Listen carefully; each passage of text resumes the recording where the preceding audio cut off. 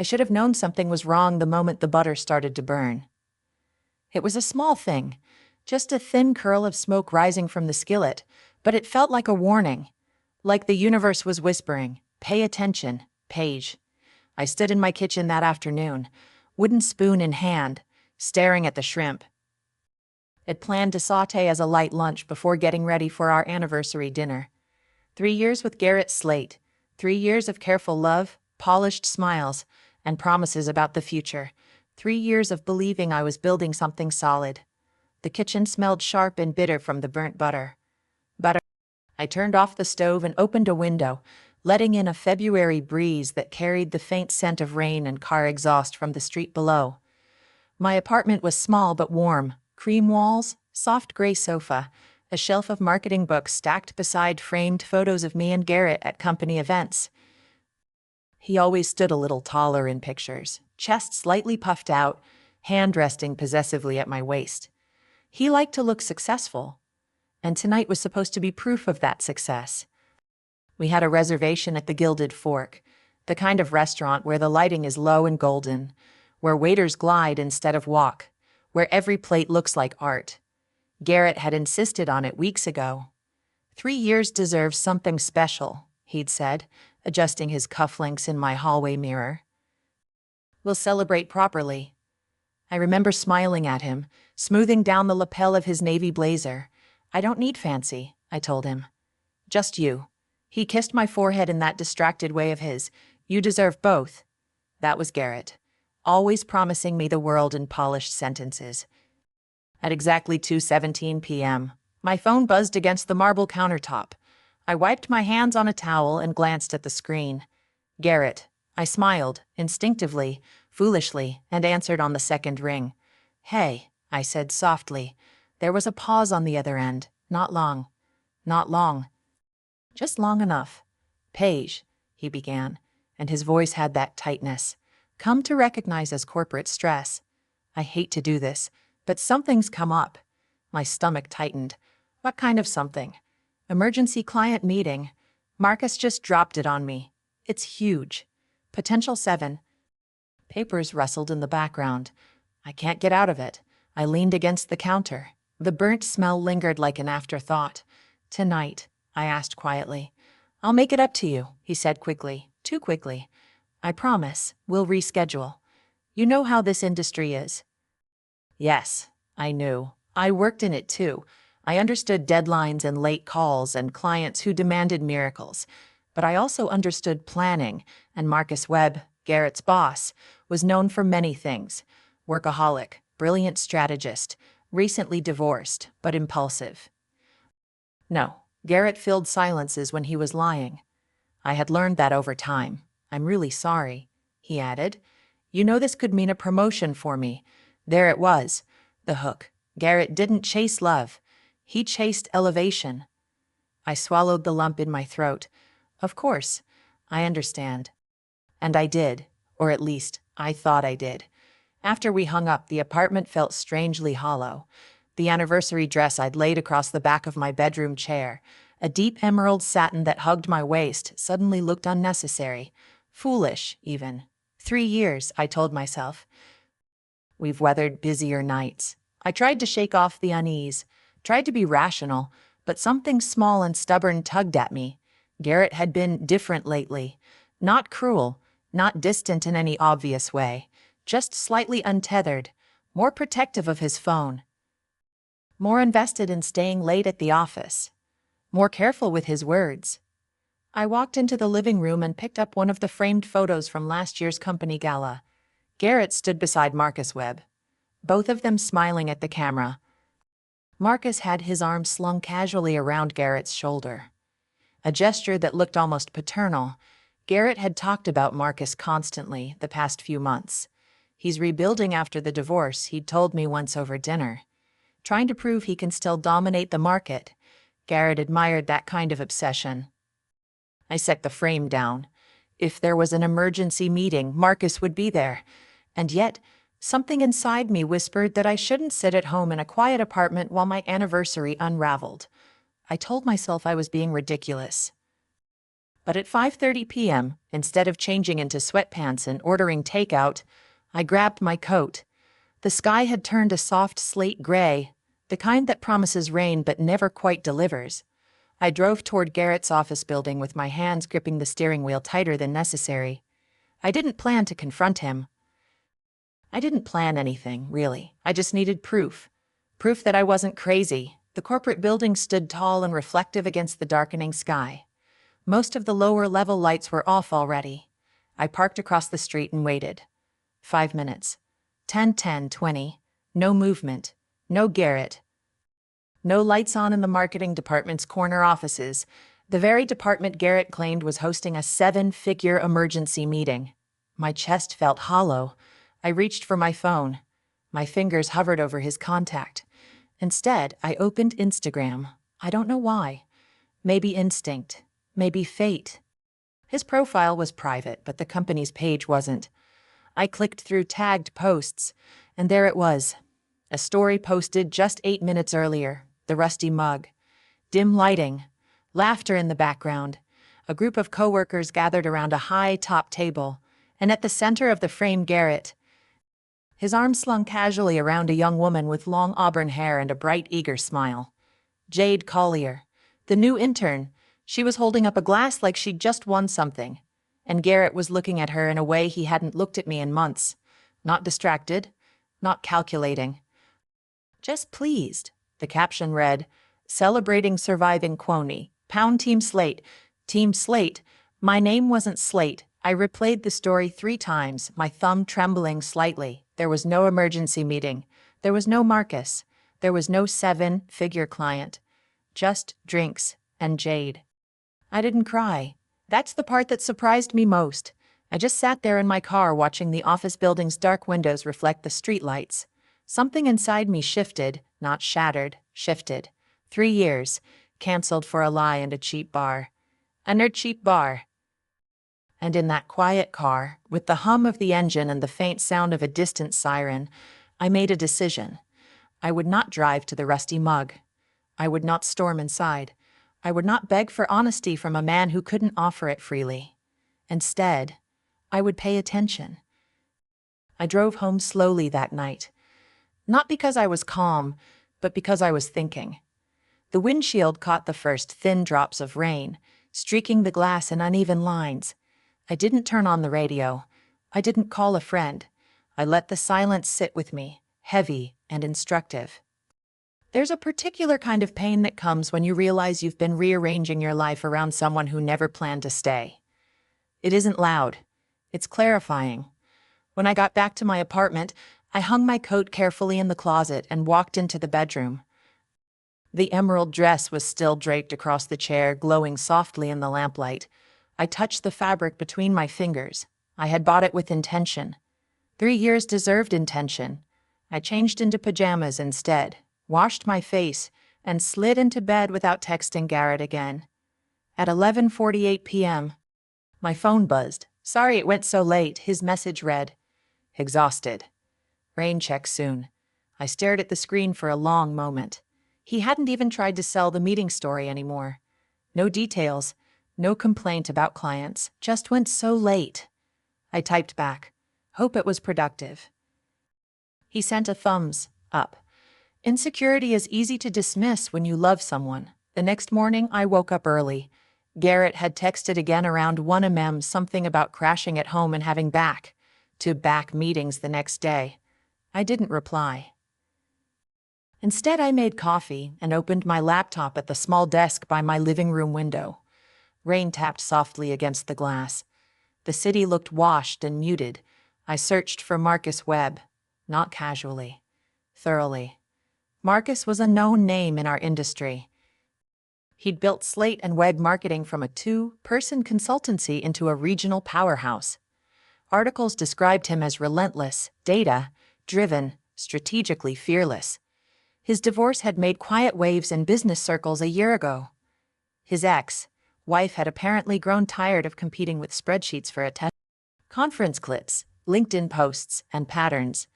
Marcus frequented a cafe called Brew and Bloom. It showed up in multiple tagged photos, a modern little place with exposed brick and hanging plants. Apparently, he liked to work there on Saturday mornings. I leaned back in my chair. This wasn't about revenge. This was about information. Garrett admired Marcus deeply, modeled himself after him, chased his approval like a trophy. If Marcus knew what Garrett was doing, lying about meetings, playing mentor at bars instead of actually leading, would he approve, or would he see it as inefficiency? I closed my laptop. A thought began forming, slow and deliberate. Garrett had canceled the Gilded Fork for a lie. Maybe I would still go. Just not with him. The following Saturday, I dressed casually but intentionally. Cream sweater, dark jeans, hair pulled back loosely. I wasn't trying to seduce anyone. I was trying to be seen. Brew and Bloom smelled like espresso and cinnamon when I walked in. Soft indie music fluted overhead. Sunlight filtered through large windows, catching the dust in golden beams. And there he was. Marcus Webb sat near the back, laptop open, glasses perched low on his nose. He looked exactly like his interviews suggested, focused, contained, mildly impatient with the world. I ordered a cappuccino and chose the table beside his. Not too close, not intrusive, just close enough. I opened my laptop and began reviewing a campaign analysis I'd been working on for a freelance client. Numbers, graphs, strategy outlines. 10 minutes passed, then 20. At one point, Marcus glanced up when I muttered under my breath about a conversion metric. "Something wrong with your CTR?" he asked casually. I looked up, pretending mild surprise. "Excuse me." "Your click-through rate," he clarified, nodding toward my screen. I hesitated, then smiled. "It's underperforming. The brand insists on aesthetic over clarity." He leaned back slightly. "Common mistake." I angled my screen a bit. "What would you change?" He studied it for a moment. "Your call, too. Action is buried. Move it higher. Simplify the copy." I nodded slowly. "That's what I argued." He extended his hand. "Marcus." "I know," I said gently, shaking it. "Page." Recognition flickered faintly in his eyes. "You've spoken at conferences," he said. "Digital engagement panel last spring." I felt something settle inside me. "Yes, we talked for 40 minutes. About market shifts. About retention analytics." He asked sharp questions. I answered calmly. When I stood to leave, he said, "You ever consider corporate again? We're restructuring soon. Fresh perspective might help." Restructuring. The word lingered. "I'm open to conversations," I replied. He smiled slightly. "Dinner's..." "Where?" I asked. Already knowing, he checked his watch. "The Gilded Fork. Thursday evening." My pulse remained steady. That works for me. As I stepped back into the sunlight, I didn't feel triumphant. I felt composed. Garrett had underestimated two things: my intelligence and my patience. Thursday arrived with a strange kind of stillness. The kind that feels like the air before a storm, not violent, just charged. Garrett had been unusually attentive all week, texting more, calling during lunch, even suggesting we finally reschedule that anniversary dinner. "I'm free next Thursday," he said over the phone Tuesday night, his voice casual but probing. "We could do the Gilded Fork then." I folded laundry slowly as he spoke. "I can't," I said. "I have plans." A pause. "What kind of plans?" "Dinner." "With who?" There it was, that slight tightening in his tone.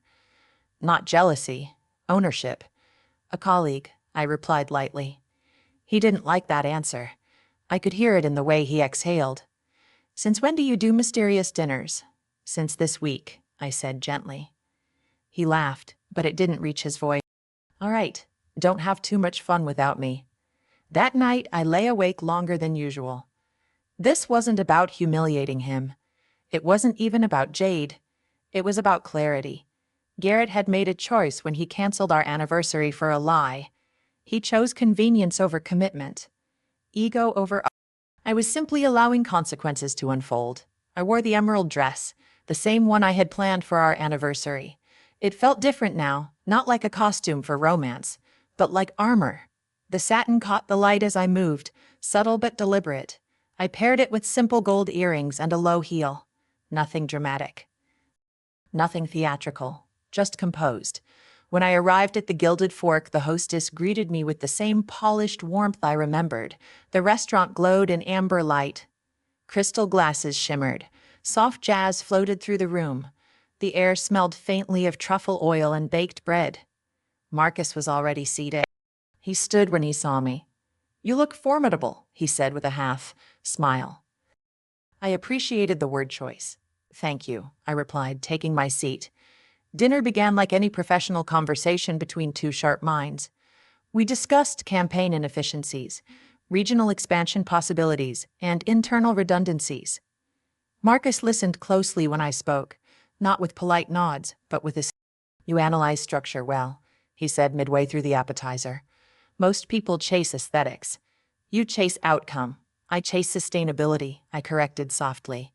He studied me for a moment longer than necessary. "You're underutilized wherever you are," he said. I smiled faintly. That happens when leadership confuses ambition.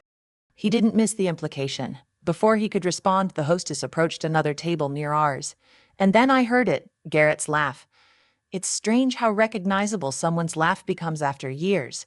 Even softened by distance and clinking glasses, I knew it instantly. I didn't turn immediately. I didn't need to. Marcus followed my gaze subtly as Garrett and Jade were led to a table just across the room. Jade wore a fitted black dress, her auburn hair cascading over her shoulders. She looked excited, bright, slightly nervous. Garrett looked confident, until he saw me. The color drained from his face so quickly it almost startled me. His eyes moved from me to Marcus, then back to me again. Confusion, calculation, fear. He said something to Jade, but his attention never left our table. Marcus noticed. "You know him," he said calmly. I took a slow sip of water before answering. "Yes, how?" I met Marcus's eyes evenly. "We've been together 3 years. Silence settled between us, not explosive, just heavy with understanding. Marcus leaned back slightly, glancing once more at Garrett, who now looked visibly uncomfortable. Marcus asked quietly. "He told me he had a client emergency the night he brought her here," I replied evenly. "Canceled our anniversary dinner." Marcus's jaw tightened just slightly. "I see," he said. Across the room, Garrett whispered something urgently to Jade. She looked confused, then followed his gaze toward us. Her expression shifted too, realization dawning slowly. I didn't glare. I didn't smirk. I simply returned my focus to Marcus. "You mentioned restructuring," I said, as if nothing had happened. "What exactly are you eliminating?" Marcus held my gaze for a long moment. "Redundant management layers," he replied. "I need leaders who prioritize growth, not optics." Garrett shifted in his seat again. He stood halfway, like he might approach us, then sat back down when Marcus's eyes flickered briefly toward him. Power is rarely loud. It's quiet. Marcus turned fully back to me. "If you were overseeing a team like mine," he asked, "what would be your first move?" I didn't hesitate. "Audit performance metrics honestly," I said. "Strip away inflated reports. Identify who's driving revenue and who's taking credit for it." His lips curved slightly. "And if someone in leadership was distracted, then they're a liability," I said calmly. Garrett stood abruptly. Jade followed him, her face flushed with embarrassment. He didn't look at me again as he walked past our table, but I felt his panic. Marcus watched them leave. "Interesting timing," he murmured. I kept my voice steady. Truth has a way of choosing its own stage. Dinner continued. No theatrics, no raised voices, just strategy. By the time dessert arrived, Marcus had shifted from curiosity to decision. "I'm creating a senior strategy position," he said, "overseeing the department." I held his gaze. "And current leadership," he didn't look away, "will be evaluated," which meant removed. Garrett had always believed proximity to power protected him. He forgot that power respects competence, not flattery. When dinner ended, Marcus walked me to the entrance. "I don't tolerate deception in my firm, especially not from those representing it publicly." I nodded. "Neither do I," I replied. As I stepped into the cool night air, my phone buzzed violently in my purse. Garrett. 5 missed calls. 3 texts. What are you doing? Is this some kind of joke? We need to talk. Now, I didn't answer. For the first time in 3 years, I wasn't reacting. I was moving forward. Garrett was waiting outside my apartment when I got home, leaning against his car like he'd been there long enough to rehearse his anger. The street lamp above him cast a harsh white glow across his face, sharpening the lines around his mouth. He straightened when he saw me step out of my car. "We need to talk," he said immediately. His voice wasn't calm. It wasn't explosive either. It was rattled. I locked my car and faced him without rushing. "About what?" "Don't do that," he snapped. "You know exactly what." I studied him carefully. The loosened tie, the faint scent of cologne mixed with whiskey, the flicker of something desperate behind his eyes. "About you canceling our anniversary for drinks with your intern," I asked quietly. "Or about you lying to me about a client meeting," he flinched. "It wasn't like that." "They always say that," I replied gently. He ran a hand through his hair, pacing once before turning back to me. It was a team celebration. Jades knew I was mentoring her. "At a bar?" I asked. "It was informal." "And the Gilded Fork," I pressed. "Also informal." His jaw tightened. "You had no right to be there tonight," he said, deflecting. "What were you doing with Marcus?" "Having dinner. With my boss. With a man who values strategy." That landed. His eyes darkened. "You're trying to sabotage me." I almost laughed at that. "I didn't post Instagram stories," I said calmly. "I didn't lie about meetings. I didn't cancel our anniversary." He stepped closer, lowering his voice. "You embarrassed me. There it was. Not you hurt me. Not, I'm sorry. Embarrassment. I didn't do anything," I said. "You saw me. That's all." Silence stretched between us, heavy and undeniable. "Are you sleeping with him?" he asked suddenly. The accusation wasn't jealousy, it was projection. I felt something inside me settle completely. "No," I answered evenly, "but I am interviewing." His expression flickered. Confusion, then alarm. "For what?" "For a position that values competence." "You work freelance," he scoffed. "You don't even—" "I won't," I interrupted softly. For long, that was when the fear became visible. Garrett thrived on being ahead, on being the higher earner. The more connected one, the one climbing. If I stepped onto the same ladder, or worse, a higher rung, his balance would shift.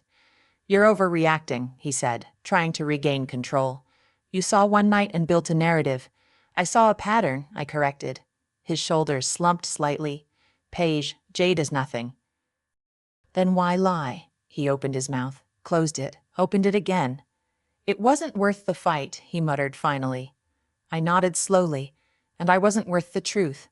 The quiet that followed felt like the end of something long before it was spoken aloud. "I need space," I said gently. He stared at me like I'd slapped him. "Over this. Over the realization that I deserve honesty. You're throwing away 3 years." "No," I replied calmly. "You did. I'm just acknowledging it." For a moment, I saw the version of Garrett I had fallen for, the ambitious young man who admired my sharp mind. The one who once stayed up until 2 a.m., helping me refine a presentation. But ambition without integrity curdles, and I couldn't unknow that. "I'll call you tomorrow," he said finally, softer now. I didn't promise to answer. 2 weeks later, Marcus called me into his office. The restructuring had begun quietly but decisively. Internal audits, performance reviews, budget reallocations. Garrett looked exhausted every time I passed him in the hallway during my second interview. Yes, second. Marcus had moved quickly. "You were right about inflated reports," he said, sliding a folder across the desk during our meeting. "There's padding in projections. Credit misallocated." I didn't look surprised. "And leadership?" I asked. "Leadership," he repeated carefully, "will change." He didn't need to say Garrett's name. By the end of the month, the announcement came. Senior Strategy Director, Paige Donovan. My name echoed through the conference room during the staff meeting. I kept my expression steady as murmurs rippled across the team. Garrett sat 3 chairs down from me. Still, colorless. When Marcus continued outlining the restructuring plan, One sentence stood out. Certain roles have become redundant. Redundant. Garrett had once used that word proudly when describing others.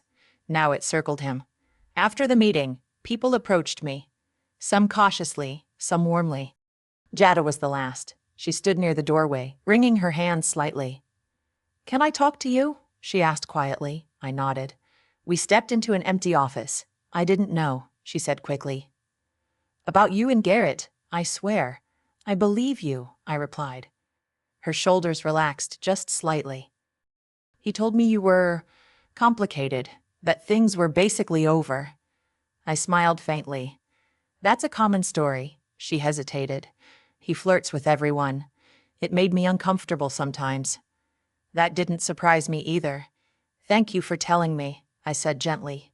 Her eyes filled with, "You didn't deserve that." "No, I didn't." Garrett's termination happened quietly 2 weeks later. Officially, performance restructuring. Unofficially, loss of trust. He packed his things in a single cardboard box. He didn't look at me as he passed my new corner office. I didn't stop him. That evening, my phone buzzed again. "Garrett, we need to fix this. You went too far. Marcus manipulated you." I placed my phone face down on my desk. Power doesn't need to shout. It simply remains steady. Through the glass walls of my office, I watched the team working, efficient, focused. For the first time in years, I felt aligned, too. Not because I'd won, but because I had chosen myself. The first morning I walked into my corner office alone. It felt unnervingly quiet, not empty, just different. Sunlight streamed through 2 walls of glass, casting long rectangular shadows across the city stretched beneath me in steel in motion. I placed my bag carefully on the desk that used to belong to a regional director who had retired last year. Now it belonged to me. I ran my fingers across the smooth wood surface, feeling the cool polish beneath my palm. It wasn't the office itself that made my chest tighten. It was the path that led me there. 3 months ago, I had been standing in my kitchen, staring at burnt butter, wondering why my boyfriend couldn't keep an anniversary reservation. Now, I was overseeing the department that had quietly outgrown him. Life doesn't shift in explosions. It shifts in decisions. Garrett didn't stop texting right away. At first, it was anger. "You set me up. Marcus was already planning cuts. You just accelerated it." Then it softened into bargaining. "Let's talk. You don't have to work there. We can move somewhere else." Start over. As if geography could repair integrity. And finally, desperation. I made a mistake. Jade meant nothing. 3 years has to count for something. I never blocked him. I just didn't respond. There's a quiet power in silence when you've spent years explaining yourself. Work consumed me in those early months, but not in the frantic way Garrett had once glorified. I wasn't chasing status. I was building structure. I conducted honest audits, reassigned responsibilities, eliminated vanity metrics. Some people resisted at first. Change always unsettles those who beg. But gradually, something shifted in the team. Meetings became sharper, reports cleaner, campaign results more consistent. Marcus noticed. "You're stabilizing the culture," he said one afternoon as we reviewed quarterly projections. "I'm removing noise," I replied. He studied me carefully. "You don't see." "I'm not," I said truthfully. And I wasn't. Garrett losing his position wasn't my revenge. It was a consequence of choices he made long before that dinner. One evening as I packed up to leave, I heard a soft knock on my open office door. Jade. She looked different than she had at the Gilded Fork months ago. Less dazzled, more grounded. "Do you have a minute?" she asked. "Of course." She stepped inside, closing the door behind her. "I wanted to say thank you." "For what?" I asked gently. "For not destroying me," she said with a small embarrassed laugh. "You could have." I shook my head. "You weren't the one in a committed relationship." She nodded slowly. After that night, I saw him differently. The way he lied so easily. The way he tried to spin it. She hesitated before adding, "He blamed you for weeks. I assumed he would." Her eyes softened. "I'm glad you didn't confront us at the bar." "So am I said, because that would have been emotional, reactive, temporary. Instead, I chose structural change, and structural change lasts longer. As she turned to leave, she paused. You showed me something, she said quietly. What's that? That success doesn't have to be loud. After she left, I sat back in my chair and let her words settle. Success doesn't have to be loud. Neither does dignity. I saw Garrett once after that. Not at work. Not socially. But accidentally, in the cereal aisle of a grocery store on a rainy Tuesday evening. He looked thinner, less polished. The sharp edges of his confidence dulled by something like reality. We froze when our eyes met. For a second, I saw embarrassment flicker across his face. Then something almost regretful. Paige, he said cautiously. Garrett. The fluorescent lights above us buzzed faintly. A cart squeaked somewhere down the aisle. You look good, he offered. Thank you. Silence lingered. I didn't think it would end like that, he admitted finally. Neither did I replied. He shifted his weight. I was stressed. I made stupid choices. Yes, I said simply. No anger, no lecture, just acknowledgement. I did love you, he added, as if that might still carry weight. I know, I said, and I believed that. Garrett loved me in the way ambitious men sometimes love, as part of their image, as someone who reflected well on them. But love without respect fractures eventually. I hope you're doing well, I said gently. He gave a small nod. Trying to. I left first. Not because I was angry, but because That night I stood in my kitchen again. I cooked shrimp and butter. This time I didn't let it burn. The smell was warm and rich, filling the apartment with something comforting instead of bitter. I plated the food carefully and sat at my small dining table alone, but it didn't feel lonely. It felt intentional. Losing that anniversary dinner had felt like humiliation in the moment. But in truth, it was exposure. Exposure of a relationship built on uneven priorities. Exposure of a workplace built on inflated performance. Exposure of a version of myself that had been settling quietly. I didn't set out to ruin Garrett. I set out to understand the truth. And once you understand the truth, you can't pretend not to see it. Months later, when I look out from my office window at the city below, I sometimes think about that night at the Gilded Fork, about how close I was to storming into the rusty mug instead. About how easy it would have been to scream, cry, demand explanations. But restraint gave me clarity, and clarity gave me a future. Sometimes people ask me if I regret any of it. If I regret the night I drove past the rusty mug instead of walking inside. If I regret the silence I chose instead of confrontation. And if I regret losing 3 years of what I thought was love. And every time, I smile a little before I answer. Because regret is a strange thing. It assumes you could have chosen differently without changing who you are. I don't regret loving Garrett. I regret ignoring the quiet voice inside me that noticed the lies earlier than I was willing to admit. Love should not require detective work. It should not make you feel small while you are trying to make someone else feel successful. I learned that success is not always about promotion titles or corner offices. Success is the moment you realize you are allowed to choose honesty over comfort. I also learned something else. People rarely change because you fight with them. They change when they face consequences they cannot negotiate with. And sometimes, the greatest revenge is not revenge at all. It is building a life that no longer needs their approval. Tonight, I will probably leave the office late again. I will walk through the city streets, buy coffee from the small shop on the corner, and think about how quiet my life feels now. Not lonely, but settled. Strong. Enough. So I want to ask you, the one listening to my story right now, have you ever stayed in something longer than you should have? Because you were afraid of what leaving would cost you. And if you did leave, did you find something better waiting on the other side? If you enjoyed this story, share your thoughts below and take care of your heart. Some endings are not endings at all. They are quiet beginnings.